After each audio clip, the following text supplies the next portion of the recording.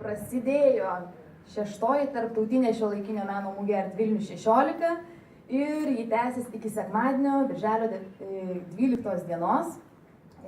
Šiandien mes paskelbsime jums meno mugės laureatus ir pristatysime programą. Tai nedelsdama noriu spėti, kad konferencija truks 45 minutės, 16:45 turėtume pabaigti konferenciją, nes 6 valandą kviečiame dalyvauti atidaryme, kurį transliuos LRT Kultūra ir kurio metu bus apdovanojami laureatai. Taigi pristatau konferencijos dalyvius.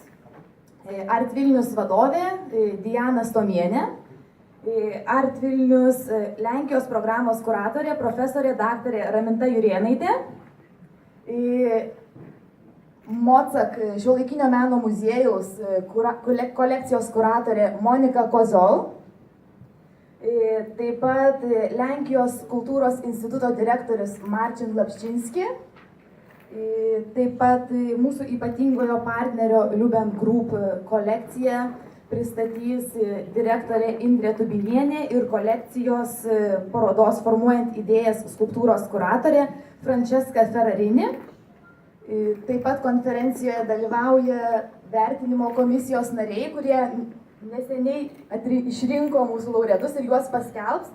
Tai yra Virginijus Kinčinaitis menotyrininkas, Ernestas Parulskis menotyrininkas ir Julijonas Urbonas, Vilniaus dailės akademijos prorektorius ir menininkas, tyrėjas, mokslininkas. Tai konferenciją pradės, aš esu Sonata Baliuckaitė, meno projektų vadovė Art Vilnius, ir konferenciją pradės, programą pristatys mugės vadovė Diana Stomienė. Labą dieną visiems.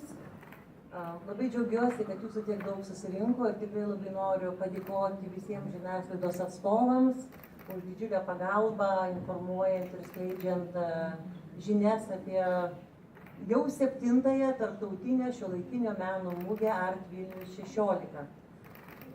Aš žinau, kad yra labai daug norinčių pasisakyti ir turinčių labai įdomiai ką pasakyti. Aš tiesiog pirmiausiai galbūt norėčiau pradėti nuo padėkų, o padėkos todėl, kad šiais metais mes turime šalį viešinę, tai Lenkija. Ir jau praeitais metais mums buvo gimus idėja pakviesti ir mums šią idėją įgyvendinti labai daug prisidėjo Lenkijos institutas Lietuvoje. Norėčiau asmeniškai padėkoti direktoriui Marcin Lapščinski ir taip pat padėkoti Adomo Mickevičiaus institutui Lenkijoje už tikrai didelę pagalbą, finansinę pagalbą ir organizuojant atvežti galerijas, prisidėti prie ekspozicijos, tai, ką šiandien galime jau pamatyti Litexpo salėse. Visi besidomintis šiuolaikinę dailę žmonės žino, kad Lenkų šiuolaikinis menas lyderiauja ne tik tai Rytų Europoje, bet ir pasaulio meno scenoje. Atsiprašau. Tikiuosi, kad mane girdėjot, kad galiu pradėti iš naujo, kad Lenkų šiuolaikinis menas tikrai lyderiauja ne tik Rytų ir Vidurio Europos meno scenoje, bet ir pasaulio scenoje priklauso prie lyderių.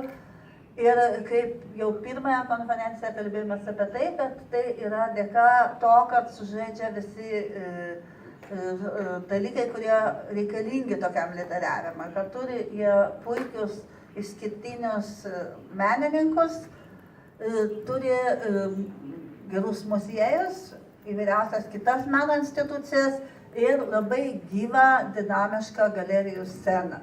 Tai jie yra ne tik didžiųjų parodų, bienalių dalyviai, bet taip pat yra labai sėkmingi žaidėjai meno rinkoje.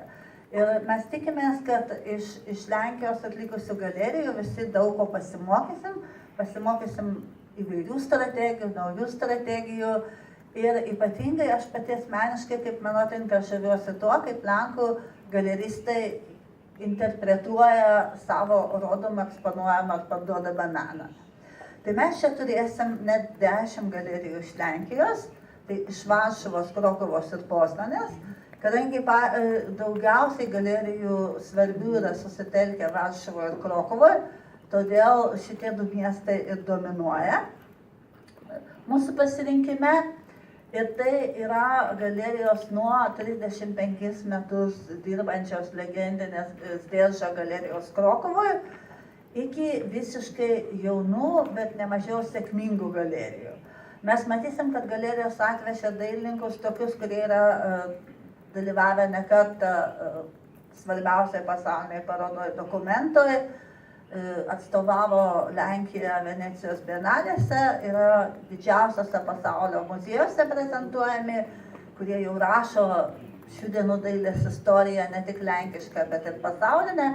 Čia rasim tokius autorius kaip Zofija Kulik, Kvie Kulik ar Tomas Šecerski ir daugelį kitų labai svarbių, Zuzana Janin, kuriuos tiesiog kiekvienas meno mylėtojas pažįsta visame jau pasaulyje, taip pat daug naujų debiutų.